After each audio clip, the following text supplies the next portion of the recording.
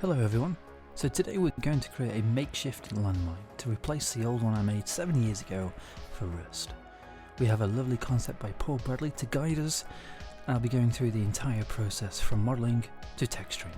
So let's turn this into this. So when it comes to working from concept art, I try to figure out the model beforehand, sort of translate the concept into 3D in my head so I can figure out where to start. And usually it begins with the larger shapes. It just makes sense to model in a hierarchical fashion, larger shapes first and then smaller details last.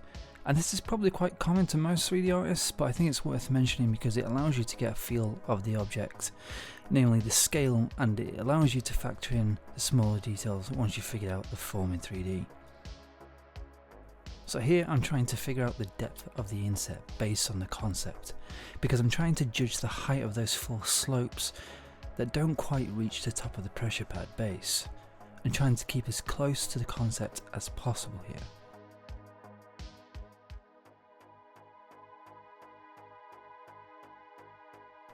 And so when I'm finally happy with the depth, I move on with the modelling process.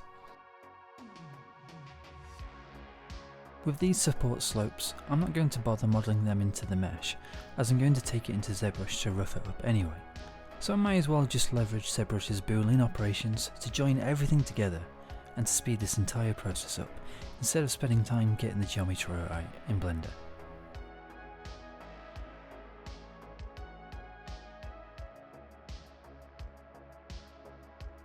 One thing to remember when it comes to adding bevels in Blender is that when you scale geometry down or up and don't zero out your transforms, your bevels are going to take into account that scaling information and you're not going to get an even bevel. It's going to look horrible. So remember to zero out your transforms after the scaling has been done and then add your bevels. Of course, if you forget, you can always do it afterwards, but you may need to adjust your bevel amount after the fact. As you can see from the concept, the model has raised text in the mesh.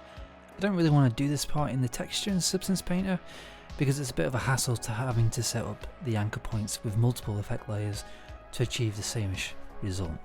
So I'm going to do what I have planned with those support slopes, model them and then utilise Zbrush's Boolean operation to join them together nicely.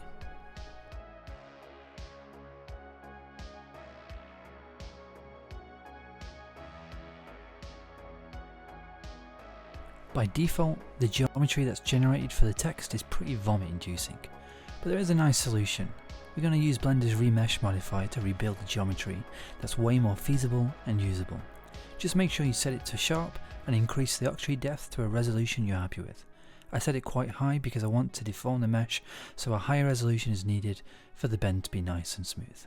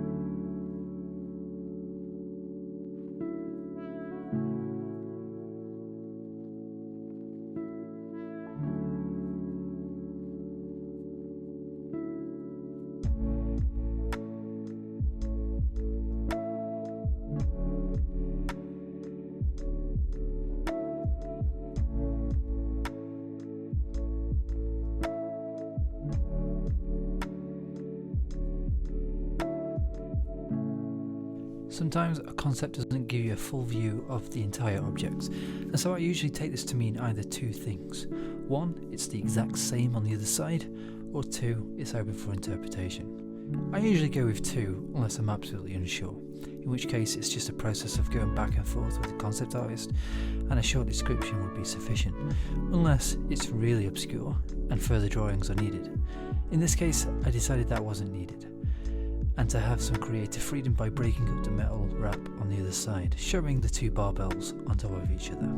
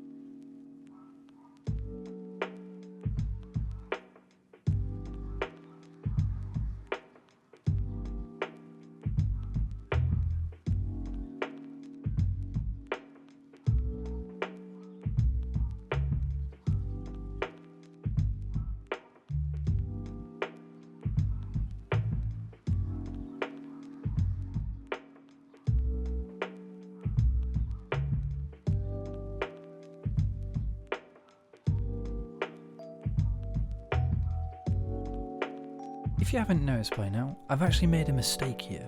I wonder if you've spotted it yet. At the top of the barbell, I haven't included the word blocko, because well, it isn't there in the concept. But if you look in the corner of the concept, you'll see this additional item which does have it. I just missed it, but I do go back and rectify this issue after noticing it.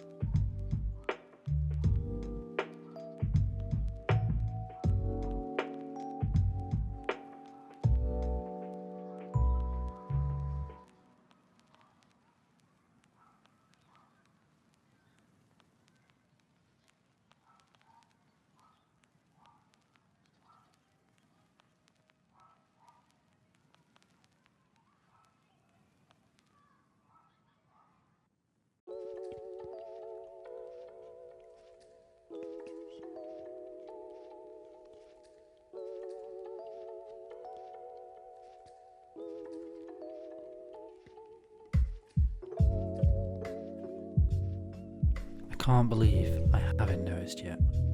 What is it with me?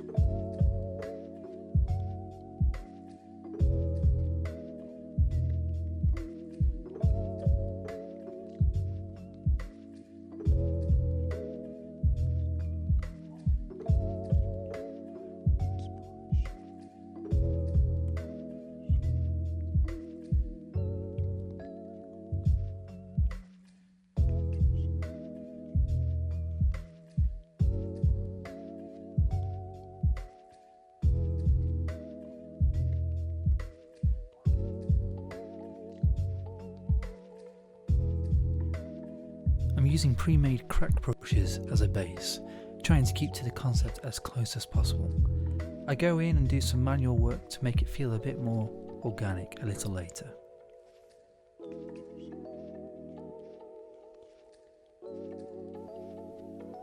There we go, just noticed that I've messed up and forgotten that above text. Well done, Tom. Took you long enough.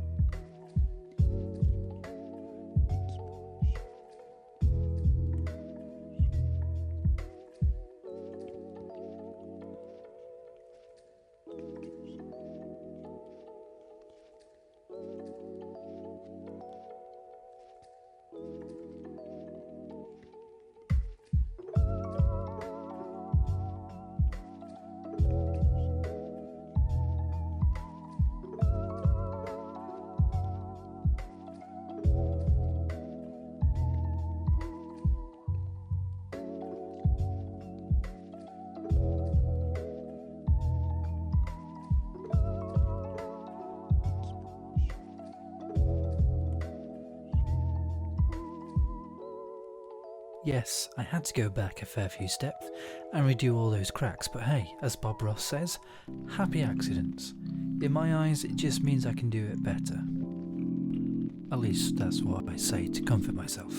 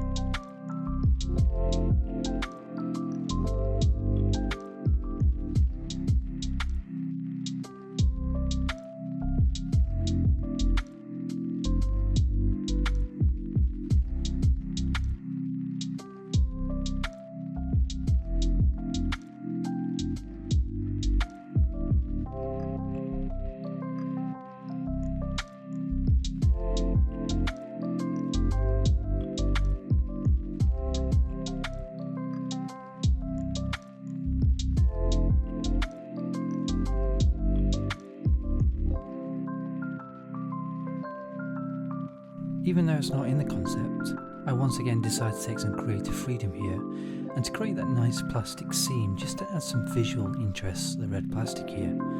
You probably won't be seeing it, but I like to put these details in anyway.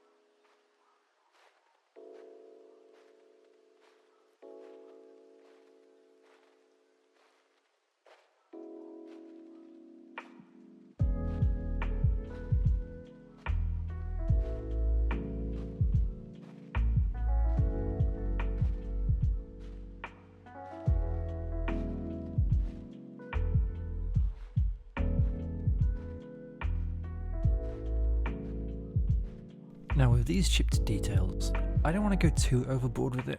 I want to find a nice balance in the aesthetic of the model. I don't want it to be too damaged whereby it just looks like a sludgy, broken mess, but I do want the user to think that it's probably been dropped a few times. So I keep to the concepts once again and add more damage when I think it's worth it.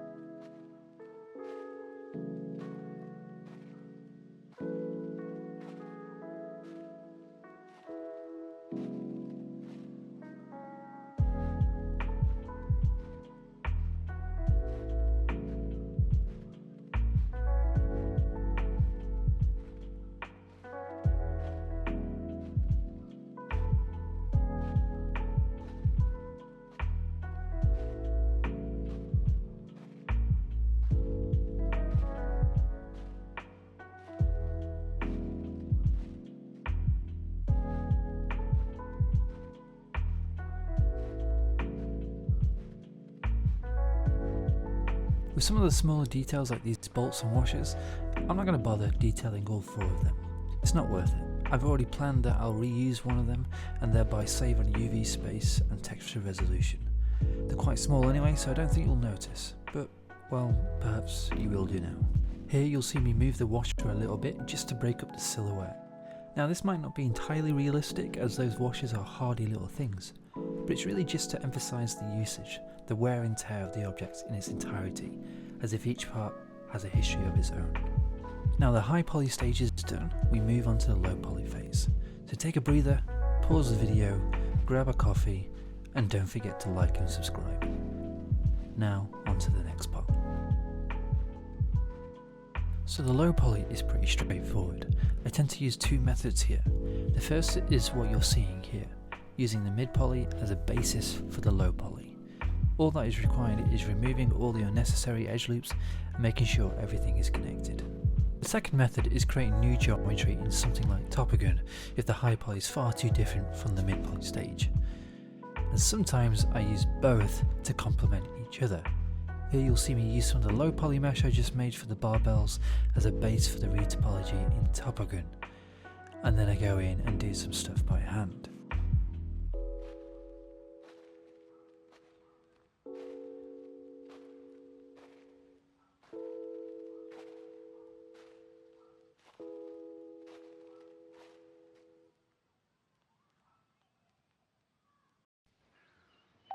Retopology tends to be the most relaxing stage.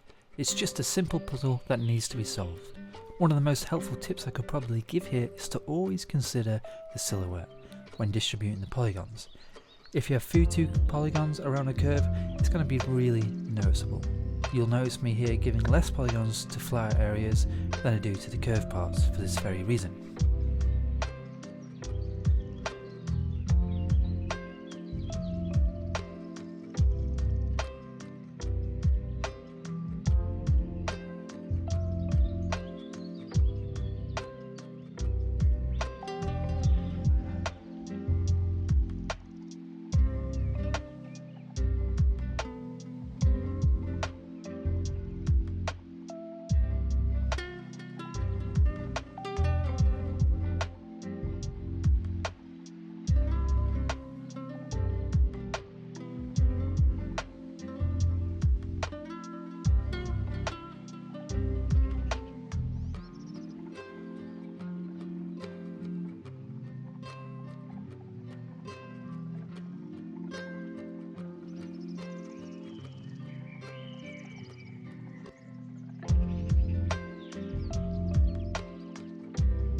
Now I'm not going to bother giving any height to the text in the geometry.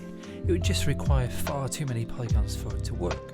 So rather than rely on geometry, I'm going to rely on the normal map to do all the hard work for me. And that would be my second tip for retopology. Figure out what you can get away with in the normal map. Does this part of the mesh really need more geometry or not? In this case, with the raised text, I can rely on the bake to do the heavy lifting for me. The object will be mostly seen from far away, from the screen that those extra details really would be, well, extra, too much. So let's rely on the normal map.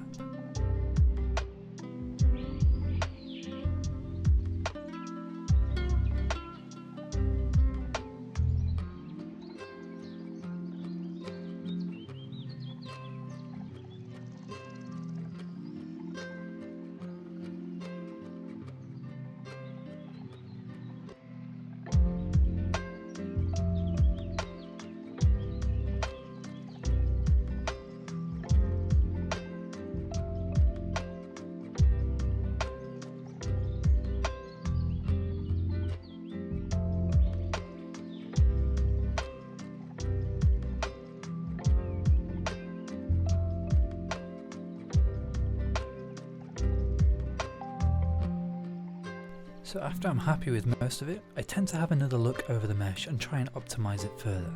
There's way too many polygons on this central cylinder. It really isn't needed. So let's optimise and remove some of those loops, because from afar, you're really not going to notice the difference.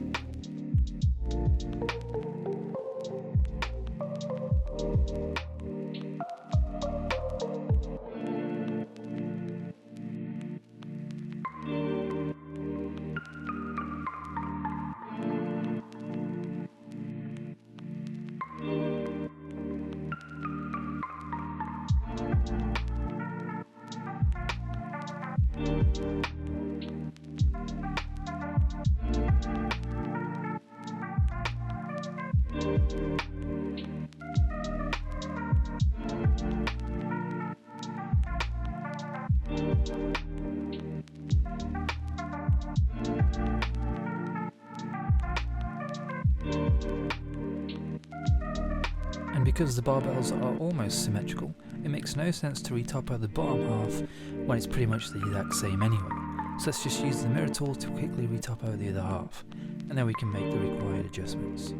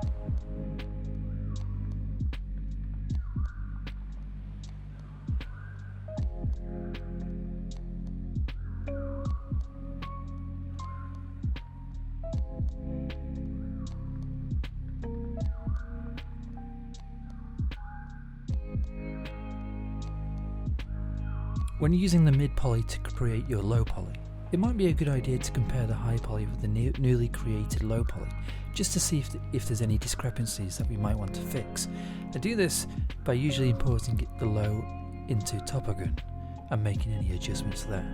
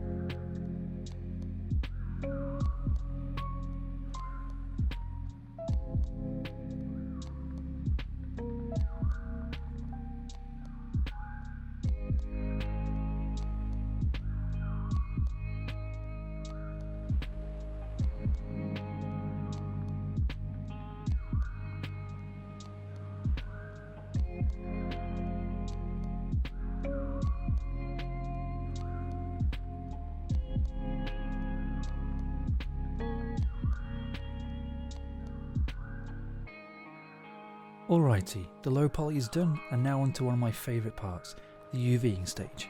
No, really, it really is one of my favourite parts. And for this stage, all you have to keep in mind is the angle of the geometry. If the mesh has an angle of 90 degrees or less, throw a seam in there, and we'll also set this to a hard edge too. But remember, every hard edge you make needs a seam, but not every seam needs a hard edge. This is especially evident in cylinders. At the top and bottom where the angle is at 90 degrees, you'll need a seam and a hard edge, but along the length of the cylinder, you'll need a seam but not a hard edge. This will just create a super noticeable break in the texture when texturing that really isn't necessary.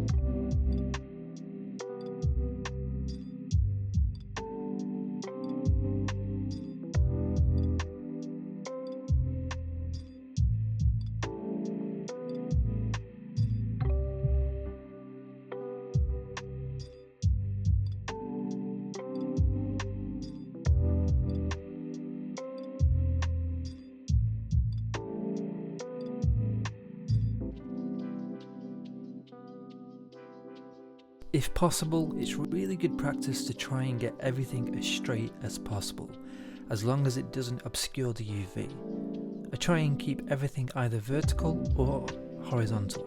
Never ever have straight pieces set diagonally, if possible.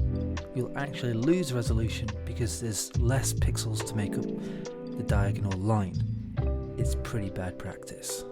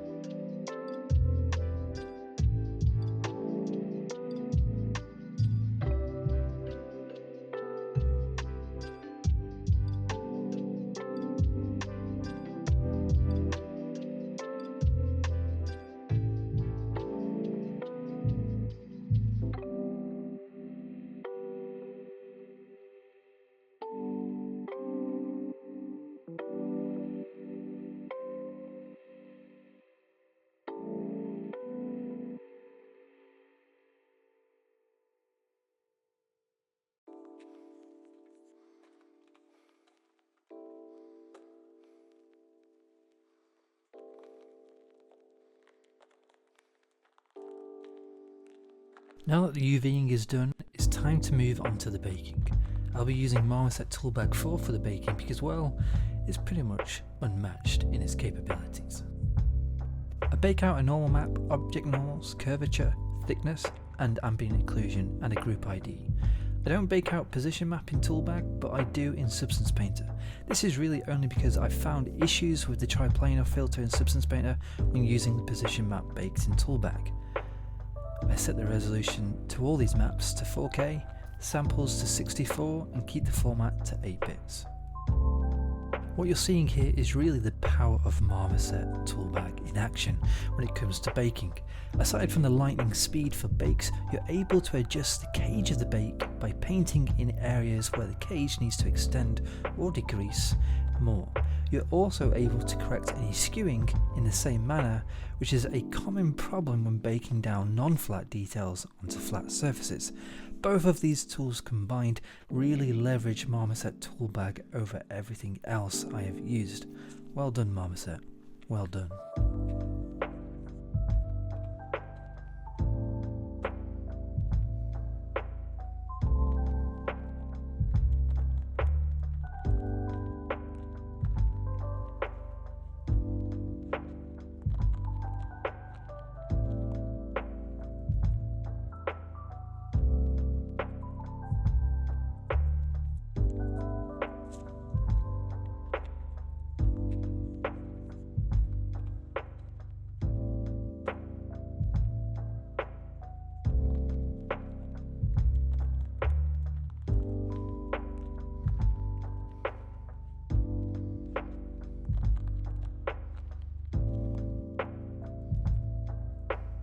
So the baking is done.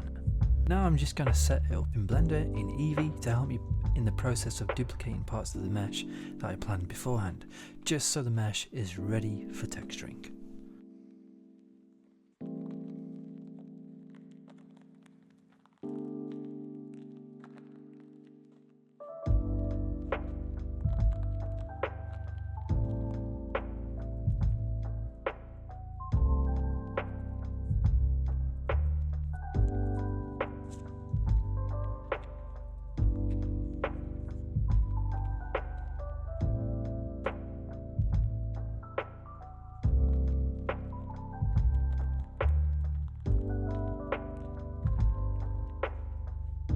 Now that is sorted, let's move on to Substance Painter for the texturing phase.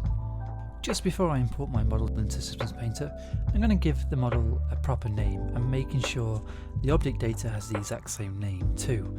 Otherwise you can run into issues with naming conventions if these don't match. This is especially evident when importing models from Blender into Marmoset Toolbag. Yeah, I have no idea why Blender does this. Also, make sure you name your material properly, that way when importing your OBJ into Painter the texture set settings will inherit the material name from Blender, so you don't have to do that afterwards. As stated previously, I bake out a position map from within Painter's baking tool.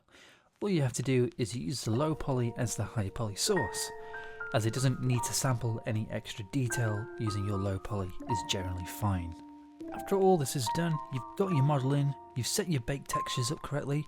I start the texturing phase by setting up how many folders I think I will have to use based on the materials I can see in the reference. In this instance, there isn't that many. I colour coded them accordingly so I can quickly sort through them, and I begin throwing down some basic materials. I start by checking out some pre-made smart materials that I made for other assets, and I have a look to see whether they're good enough for this, but they don't quite work. However, I do like the edge work this particular smart material produces, so I combine it with another Rust material I made for a super secret project and start tweaking it till I'm happy with it.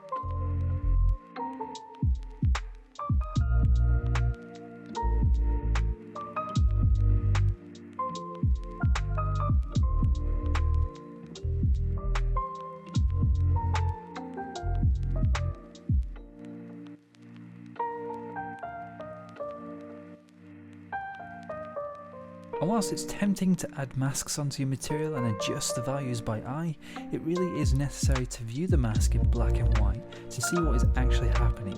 Otherwise the mask may not be working in the way you might intend, and you may not have the proper scaling of the grunge. So it's always worth switching to the mask view to do just that.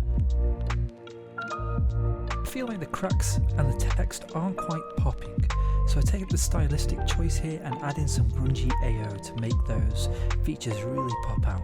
Just make sure that when you're doing this, not to overdo it, to scale it back a bit so it's not so in your face.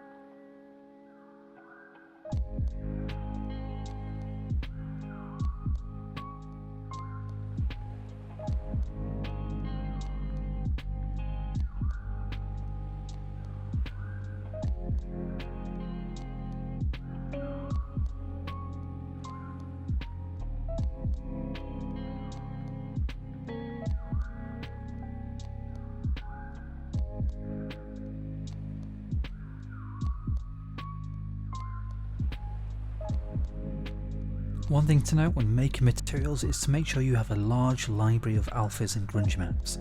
It really will have a huge effect on the quality of your materials, especially when it comes to making roughness details on plastics and metals, as both of these material types rely heavily on the quality of its roughness values.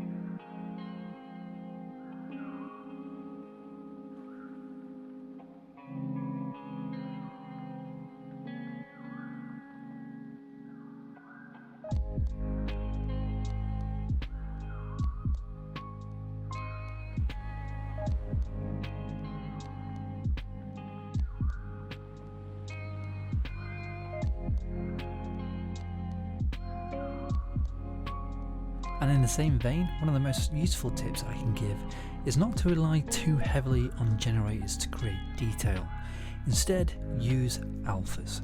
They produce way more realistic results because most, if not all, grunge alphas you'll find are photo sourced, meaning they've come from real sources and are accurate. Generators are more procedural and don't always give a convincing result, but used correctly, they can be used as a good base to work from.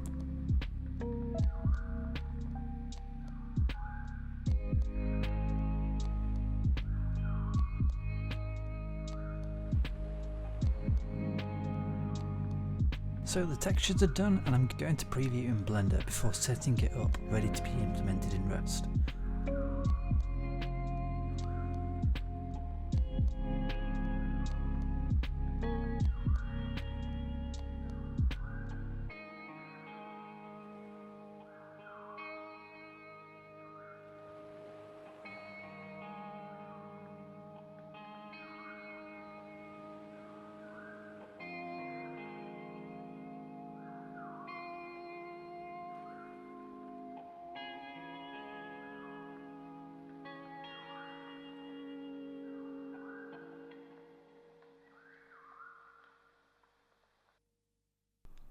And there we have it, the new Landmine in Rust. Thank you for coming along this short journey. If you found it informative, you know what to do. Go on, give it a like and subscribe for more time lapses and tutorials. Peace.